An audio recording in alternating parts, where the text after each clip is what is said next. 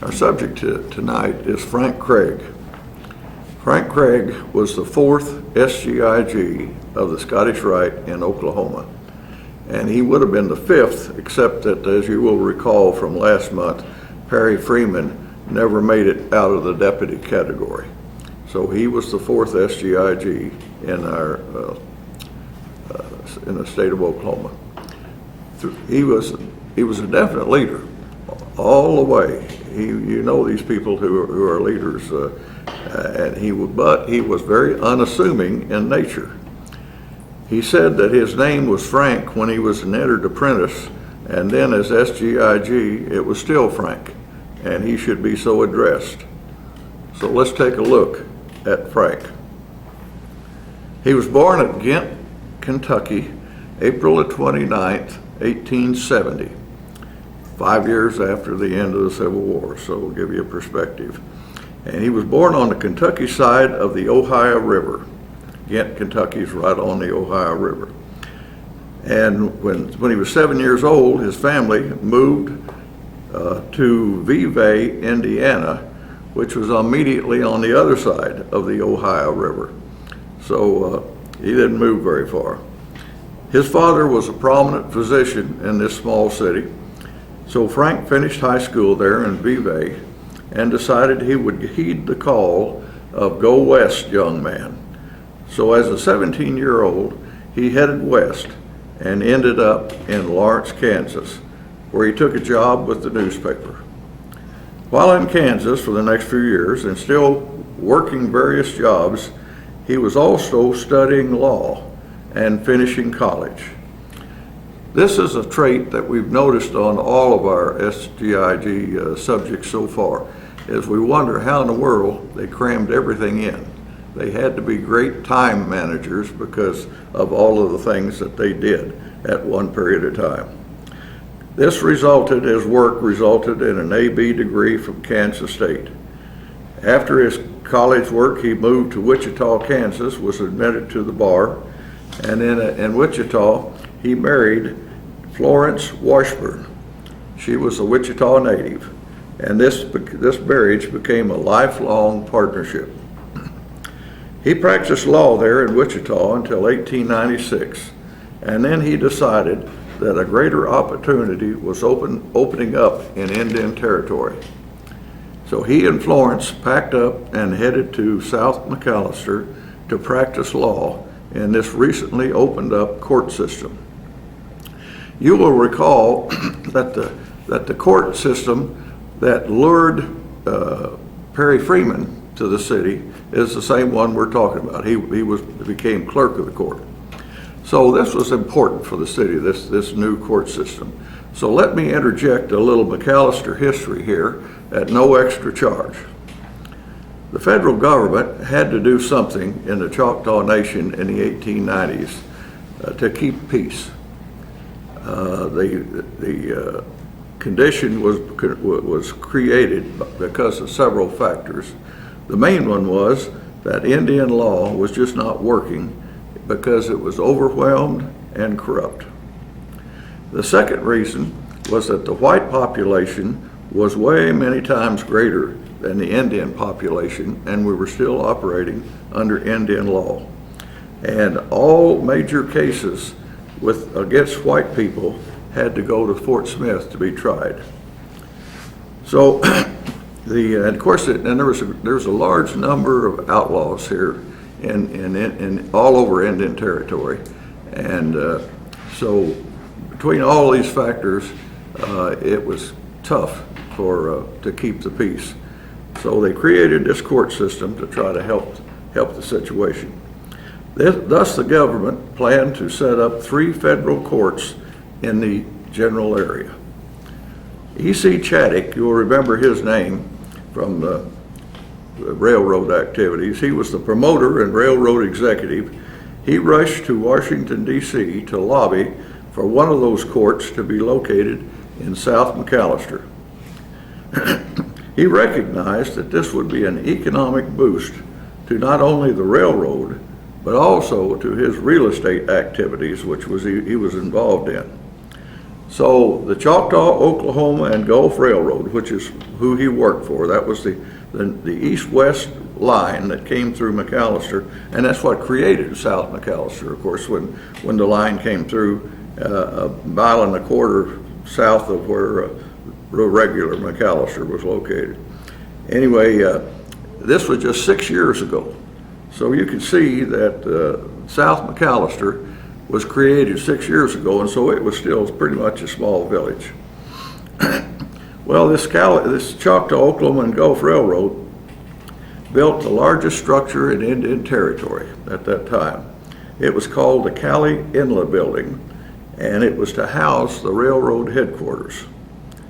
So Chaddick offered, at no charge, the whole second floor of this new building if they would locate the court system, one of them here in McAlester.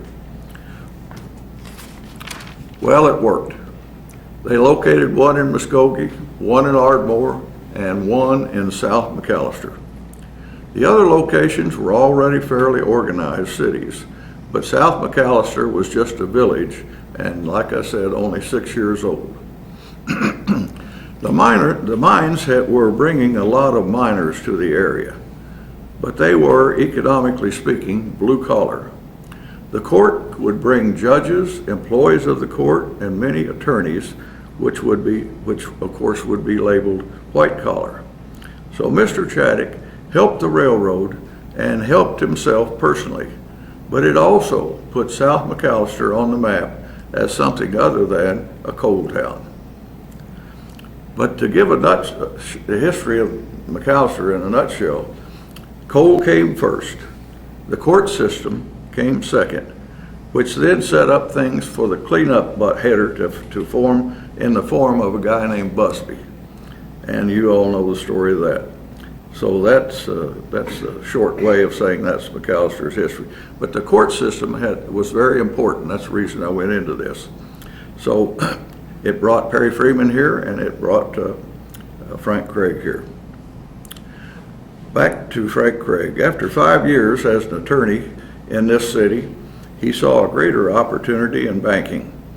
So after serving a few years as the cashier of a couple of banks, he then organized the City National Bank.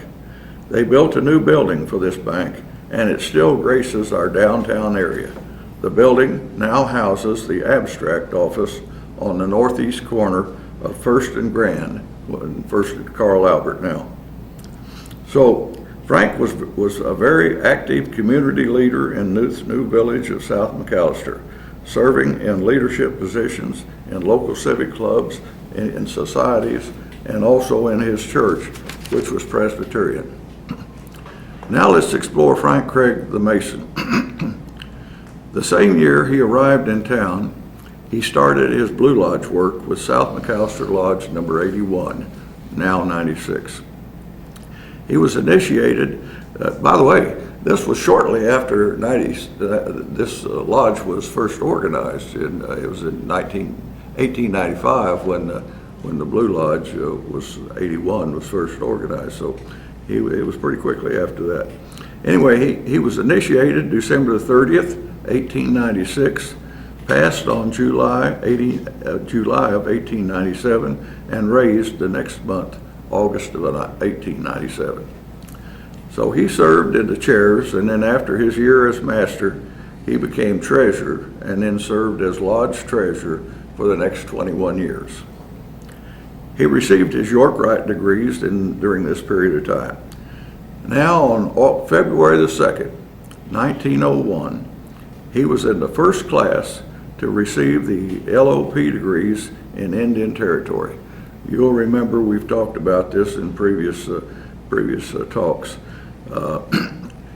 This was a historic class, which was the first Scottish Rite activity of any kind in Indian Territory.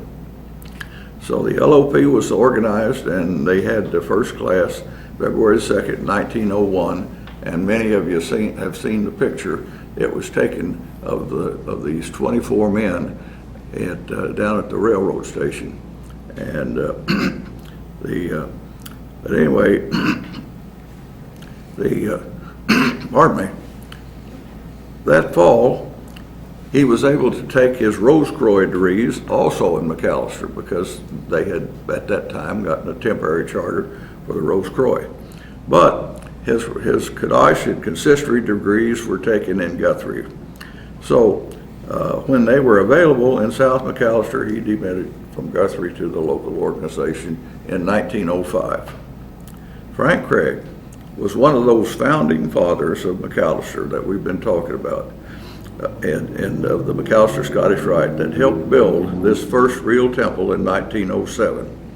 It was men like Craig and Perry Freeman who took Busby's Baby, our first temple, and made it work. For instance, in the degrees of the 1907 dedication of the new temple, with the Grand Commander in attendance, Frank worked in 4 degrees and was the communicator for 5 degrees that were not portrayed. So that's a pretty good workload. And these days, it's hard to get a person to take a part in 1 degree. Frank Craig was named KCCH in 1905, coroneted the 33rd in 1907. Now, you can't advance that quickly these days to 33rd, but that is the formula to get there. After the mysterious departure of William Perry Freeman from the position of Deputy of the Supreme Council in 1921, Frank Craig was named his successor, and then 2 years later, in 1923, he was named SGIG. During his short tenure as SGIG, he oversaw many accomplishments, mostly in the brick and mortar category, and mostly at McAlester. So he was SGIG when these things took place. The construction of a dormitory on the OU campus, you'll remember that the McAlester Lodge of Perfection actually built that lodge. The purchase of All Saints Hospital, which was renamed Albert Pike, and then began the $250,000 project to remodel the dormitory immediately south of the temple into the new Albert Pike Hospital. Unfortunately, as a side, Craig died in 1926 in the old All Saints Temple building, All Saints building, before the transfer to the new one.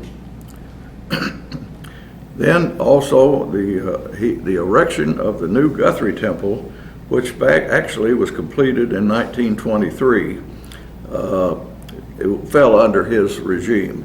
Now, of course, the Guthrie Temple was completed in 23, and the first reunion was held in November of that year. But really, the completion of all interior decorations drug on for years. But the building began hosting reunions there in 23. And then the initial planning of a new temple in McAlester, which this was, of course, the reason, I suspect, why the McAlester Temple was because of the new Guthrie Temple.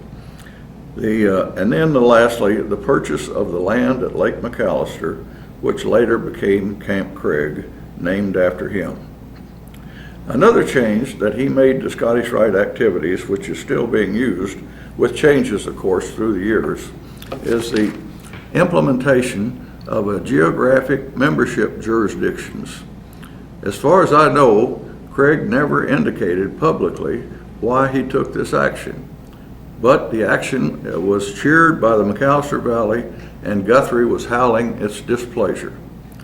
And, of course, the reasoning, most people assume that Guthrie, with their new, large, and later beautiful building, would lure most prospective candidates from all over the state, as this was 1920s, and people could freely drive automobiles now at this time, and work. They didn't just have to go by railroad, which pretty much was what happened earlier.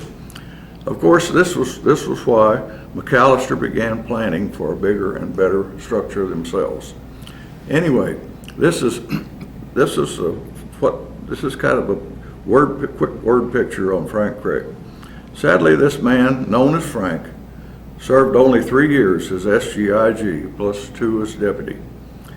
He was in apparent good health at the age of 56, but he was suddenly stricken with appendicitis on July the 10th. The next day, he was taken to the hospital and operated on. 6 days later, July the 16th, 1926, he passed away.